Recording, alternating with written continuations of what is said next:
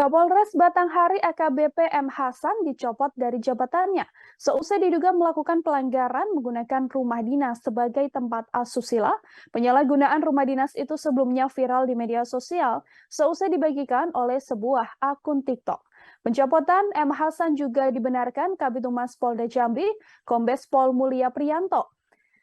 Kini AKBP M. Hasan telah dimutasi menjadi Pamen Yanma Polri.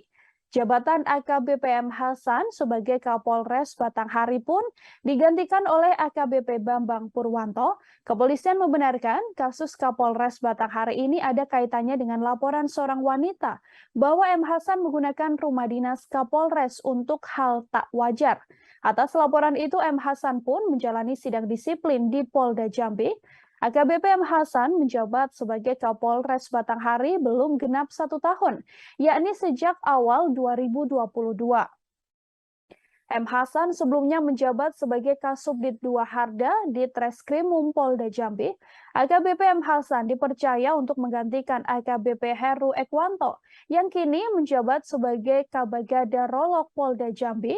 AKBP M. Hasan sebelumnya pernah bertugas selama 5 tahun di Papua.